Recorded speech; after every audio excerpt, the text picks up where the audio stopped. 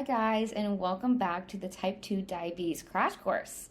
Today we're going to help you understand your diabetes just a little more by introducing the pancreas, what's wrong with it with diabetes, the basic anatomy of how it is and how it controls your glucose levels. And if you haven't already, I recommend you watch the previous video because I introduce a concept of homeostasis and balance, which can apply to many aspects of our life, with the relationship with ourselves, with others, with work.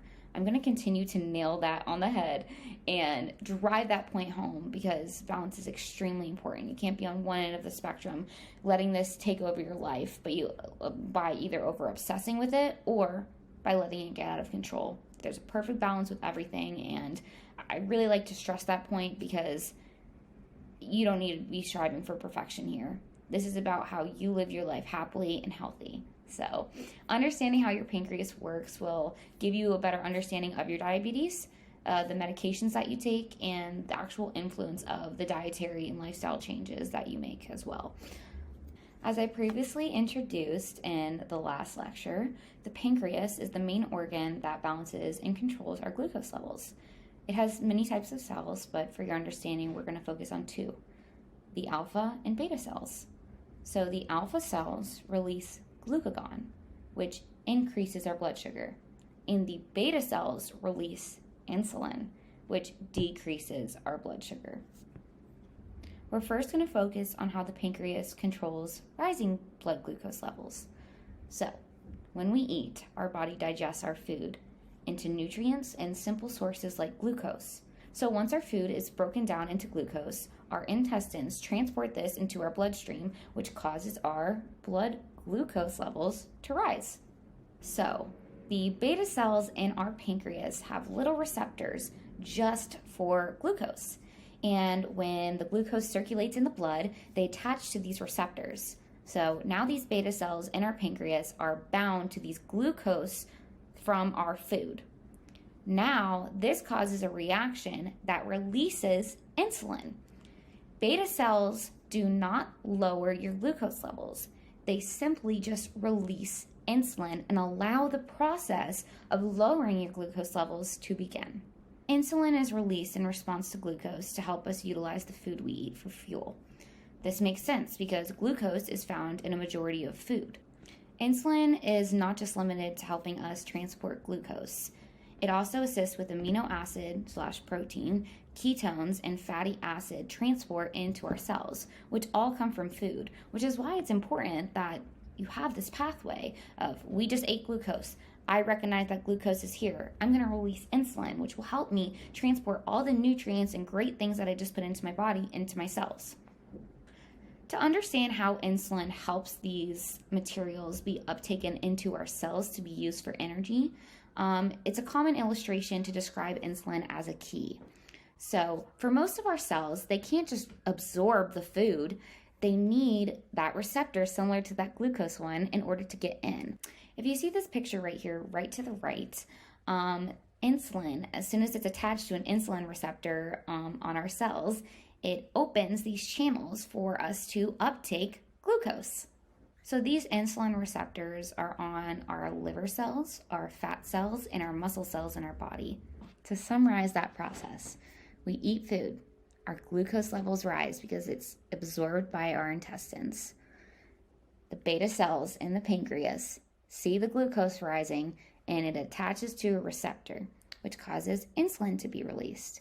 Insulin floats with our bloodstream along with the glucose, and it attaches to our muscle, liver, and fat cells to open up channels for the glucose to go into the cell for, which causes our blood glucose levels to fall. Our body strives for balance, so it will do anything in its ability to maintain it. So if for some reason our glucose pancreatic function is impaired and we aren't able to get those glucose levels down fast enough and our pancreas isn't working right, our kidneys will take charge. An additional way to get rid of glucose is to excrete it, aka peeing. Hence why a classical sign of diabetic ketoacidosis, when your glucose levels are sky high and out of control, or undiagnosed diabetes, is excessive urination or polyuria. Medications like Jardiance and Farxiga help assist with this process and make it more efficient to get more glucose out of your bloodstream and into your urine. So as you know, insulin doesn't just have a role of lowering your blood sugar. It helps transport those other metabolites mentioned like protein and fat. But it also inhibits your alpha cells. And if you recall, I said alpha cells release glucagon, which lowers our blood sugar. So when insulin is circulating, our alpha cells also have an insulin receptor to them. And when insulin is bound to it, aka when we have higher blood glucose levels, our alpha cells will no longer release glucagon. It makes sense. Why would we release glucagon if our blood sugar is already high? Glucagon raises our blood sugar, so why are we going to release it if we don't need it? Now, let's discuss how our body controls lower blood sugar. So, as our glucose levels are falling, it can be as a result of exercising or fasting. So does our insulin levels. We don't have insulin because we don't need to uptake it and lower our blood sugar. It's falling. So now these alpha cells aren't inhibited by insulin anymore, and they're going to release glucagon. Glucagon goes to our liver to break down stored glycogen to increase our blood glucose levels. We always have a constant range of glucose in our blood. We need it. I know you might have been told that you need to eliminate all sugar and you need to just lower your blood sugar, but it's just as important to have it within this finite range. Our blood glucose is constantly varying, and whatever range it falls in is controlled by our input and output. We describe the output. It's the metabolism. It's how it's lowered. It's by insulin-mediated uptake. So the insulin is being released and it's taking all of that glucose in our blood up into the cells. Or it's peed out when used for energy. Also, as previously described, glucose is put into the blood by our food, the food choices that we have, and by our liver when our body signals it for glucagon to be released and our liver to release sugar into our blood. So the pancreas is just phenomenal. It's controlling all of this without us thinking about it. However, it gets a bit lazy when it comes to diabetes. If the main input of our blood sugar comes from our diet and the output comes from insulin-mediated uptake and using things for energy, we can help our pancreas with the foods we eat and how much we exercise. I like this for the introduction of the diabetic pancreas. I'm not ill, my pancreas is just lazy. When you have diabetes, it is not as simple as described, if you found it a bit simple. I think it's simple because, if it's too high, we do things to lower it. If it's too low, we do things to raise it. Not with diabetes. Take a chance to look at these to guess what you think happens with diabetes. Unfortunately, as a diabetic, your glucose levels are not just finely controlled like that. They remain elevated above normal levels, above healthy levels, due to some type of pancreatic dysfunction.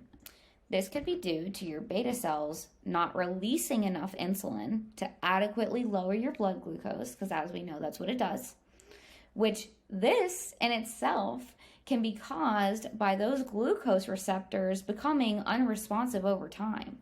If it does not detect glucose is telling me to release insulin, it's not going to do it. Glucose receptor sensitivity is impacted by our input of glucose, aka our eating habits. So to help understand why these glucose receptors are going to start ignoring its own thing, glucose, I like to relate it to spam calls. So think about if you're bombarded by 50 spam calls a day. When you see another unknown number on your phone, you're just going to decline it. You are so used to all of these things being fake and just being bombarded by it, you're not even going to give it time. But in the rare case, this can be an important call. It can be a boss calling or a family member from a different phone number, but you just ignore it because you're sick of it. You're sick of the excess calls. Over time, when there's an overabundance of glucose in your blood, perhaps from poor eating habits or just lack of movement, you don't need to be using things as energy, the glucose receptors become unresponsive to the same stimulus that would have previously alerted, hey, we need to make some insulin here. The same exact thing can happen with any receptor in our body. When your blood insulin levels are prolonged for such a long time, your alpha cells are going to do the same exact thing. It's no longer going to listen to it or take that signal as serious. When this happens and these alpha cells are no longer listening to insulin, it's going to keep releasing glucagon, even if your blood sugar is already high. This unresponsiveness to insulin can occur in muscle, fat, and liver cells. This again prevents the process of glucose being able to get up into these cells to lower your blood sugar. Insulin resistance is the reason why different diabetics need 100 units of insulin or 2. All of these issues obviously go hand in hand with one another. One of them causes this. Too much of this causes this. Researchers don't really know what causes what or where it begins, but a lack of control just clearly causes one issue to worsen to another. It's the perfect cocktail for high blood sugar, and left uncontrolled can be deadly. So I like this image to illustrate insulin resistance. So with healthy individual, insulin will go to the alpha cell and reduce how much glucagon it releases. But with diabetes, see that insulin, alpha cells like, I'm not listening to you. I'm still going to release all this glucagon, even though this insulin is telling me my blood sugar's high. I don't need any more glucagon. Stop releasing sugar into my blood. It's not listening, and it's still doing its handy-dandy job. So, back to the balance thing. Too high, too low. We know they're both not good. Chronic hyperglycemia can lead to organ damage, amputations, and metabolic syndrome. Now that you understand how your pancreas works with diabetes, I want to give you some good news. You can wake up that lazy pancreas. You can help it. Individuals can indeed cure and reverse their diabetes. However, I can't sit here and promise you that because this is extremely person dependent on age, genetics, how long you've had it, how bad is it, etc. And please run from anyone that says that their diet can cure your diabetes because they don't know anything about your genetic history or anything. Do not buy or fall for that. Please do not. If it was that simple, if one diet could cure diabetes, you think every single person would be on that diet, right? But I can promise you, and I can say that with confidence, that it is 100,000% possible to reduce the possibility of developing these complications, to improve your pancreatic function. It is possible to decrease your medication requirements, and it is so possible to improve your quality of life and ease of management when knowing and understanding how to properly manage your diabetes. My father's proof of this. His A1C decreased from 11 to 5.1%. He was removed from all of his medications except for only 1 tablet of metformin daily. Things that have repeatedly been shown to drastically improve someone's diabetes is weight loss by calorie deficit or exercise, lower carbohydrate diets, and bariatric surgery. This is all found without medication changes. It's always an iffy conversation to have with patients because I know and I feel for so many patients that have always been told, just lose weight and everything will be better, or just do this. And I want you guys to know this is the justification for it. Look at these searches. Here's the amount of published analysis, studies, and journals about type 2 diabetes and diet, 28,000. And here's them about physical activity, over 45,000 results. These are so well researched. The ongoing research in these categories just further proves the point about how important it is to live a healthier lifestyle, especially for diabetics. And this just isn't in relation to your diabetes. There's been so many widespread benefits of diet and activity on many aspects of your life, including mental illness, sleep quality, energy. Everyone knows they should be eating better and exercising more. It just sounds right. Hence why everyone thinks that they can give you advice and solve all your problems if you just do this diet or work out more. Especially because diabetes is linked to obesity and unhealthy lifestyle changes. But I want to tie this back to what I just taught you. After all, this is a lecture about your pancreas. As we know, the pancreatic dysfunction related to diabetes is just a lengthy, complicated version of describing that our cells aren't able to metabolize certain things very well. I briefly mentioned that diabetes can lead to metabolic disorder. Metabolic disorder is characterized by high cholesterol, high blood pressure, high fat deposition around your abdomen, basically high amounts of everything that you really don't want. A common thing between all of those issues that I just stated and diabetes is that our body cannot metabolize certain things as it should. When it comes to high cholesterol, it's your liver cells not being able to properly metabolize those fatty acids. It's difficult to say if metabolic disorder is necessarily a risk of having diabetes or more of a comorbidity, aka things that are usually associated or caused with the disorder. Again, as previously mentioned, insulin doesn't just help with glucose, it also helps with proteins and fats. So it's a debunk of what causes what. Is this just widespread? My cells are given up with how well it uses insulin? To tie this all together, your cells for some reason are not metabolizing something right. This is why exercise is amazing for any of these issues. Exercise practices the very process that your body is not the best at. In order to exercise, your muscles need fuel. It needs glucose. It needs these things, or it just won't work. You want to push that? Okay, you need some energy. All of this is caused by energy. For example, professional cyclists eat and drink things with like hundreds of grams of carbs while they cycle because they need to fuel their muscles. They will feel weak and tired if they do not have all of that energy. So you need to use your muscles to exercise. We know this. And muscles utilize and find their energy from glucose, fat, and protein.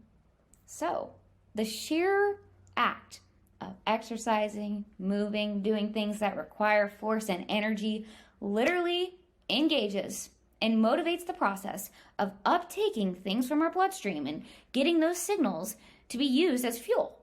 Continuously demanding that, Mr. Muscle, in order to lift this dumbbell, I need energy.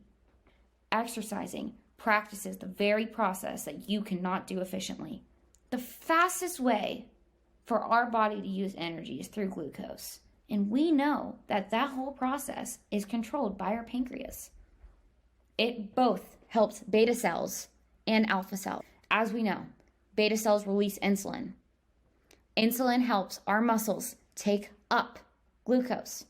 So we need insulin because our muscles need glucose, needs it. Okay, all of our glucose, we don't have any glucose to use. Our body needs glucose and there's no glucose in our bloodstream. So what do we need it from? Our liver. So our muscles also tell our body, oh my gosh, I need fuel, I have low blood sugar, and it practices our alpha cells releasing glucagon, going to the liver, releasing sugar, and using that for our muscles. There's so much more good than bad when it comes to moving more. Per the CDC, physical activity has a wide array of benefits. Exercising helps you lose weight, both by creating an energy deficit, aka I'm using way more energy than I have, I am burning more calories than I'm taking in, good, that's how you lose weight, and by promoting fat burning. It takes more energy for your body to keep a muscle cell alive than fat cells. Exercising also decreases the risk of many other health complications. It strengthens your overall support like joints, bones, and it even helps with cognition, sleep quality, and mood. I'm going to tie it back so you guys just really truthfully hear this from my heart. I don't know what you believe about this life, but hypothetically speaking, let's say that this is our one life that we have. Every choice we make has a consequence. If this is our life, if this is our one life, and every single thing that we choose either has a good thing or a bad thing, why would we ever choose the choice that results in something bad? Why are we not using this life to only pick the choices that result in good? If you've ever seen The Good Place, this is what this picture is. It basically measures your ability to get into the good place or the bad place by every single action you make having a point total. And I think that we should live our lives like that. If you fully are conscious of what I am doing will benefit me in the long run, it'll make me feel better, my long-term health will be better, my mental attitude will be great, why would you not choose that? A big thing about the choices that we make is fully being conscious and knowing them.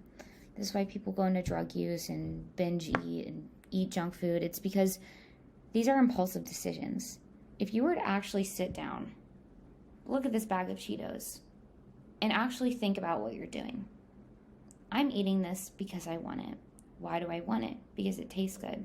Well, are you thinking about the fact that this is not healthy for you? If your body is truly hungry, it needs nutrients. If you want something that tastes good, there are other things that taste good. Well, I really want the Cheetos. Well, what will that do for you in the long run? It'll satisfy you now. It won't satisfy you later. You are a product of the choices that you made yesterday. Do you remember what those Cheetos tasted like yesterday? Are you enjoying it right now? No, you're not. You enjoyed it yesterday. But look at the consequence of where you are from that choice yesterday. You are not helping your future position by doing these things that will negatively affect you. I encourage exercise because it can get you into a passion that you didn't know that you had. I used to be overweight, and I actually developed an eating disorder that made me gain a lot of the weight that I lost. And I lost myself in that. I understood my struggle of being scared to go into a gym or to get started, because I just was uncomfortable. It was hard. But moving more and helping your body doesn't have to be perfect. It doesn't have to be Channing Tatum, exercising 7 days a week for many hours, eating just broccoli and egg whites and chicken. It does not have to be like that. If you're just simply moving more, you're moving more than you did yesterday. You're helping your body out a little bit more than you did yesterday. That can be going on walks. Let's go on a beach walk or a nature walk with our friends and family, with our dog, with our kids. I want to dance more to the music I love. I want to learn a new hobby. I want to garden. I want to bike. There's so many little things you can do. You can take a fun class. You know, a thing that I actually recommend to some women like trying to embrace their body is there's pole fitness classes. Why not? Why not try it? You might end up liking it. It does not hurt to try. Things are going to be hard at first because your body's not used to it. But if you view it as a thing to be fun and excited about, and your body is going to love you, there are mental benefits to exercise. This is not just to all the diabetes things. This is because this is going to help you for the rest of your life. If you learn how good you feel when you move more, that is the one thing I missed. When I gained weight after I lost it, I missed how my body felt. Your energy will feel better. Your sleep will improve. Your quality of life will improve if you just move a bit more. So I hope this understanding of the pancreas and how you can help it with the input and the output. You control the output, how much energy you need, how much glucose you're requiring. You control that by how much you move and the energy you're requiring from your body.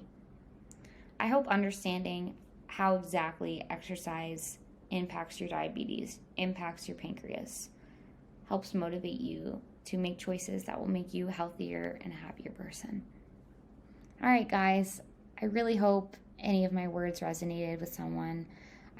All of the advice I make, it's truly from the bottom of my heart. I want you guys to be healthier. I've seen people go into bad diabetic complications, and I just want to avoid that at all costs. So I hope this was helpful, and just a disclaimer, I am not a medical professional. These images are not mine. They're all from Google. So I hope you all have a fantastic day, and you learned a little bit something about your pancreas today.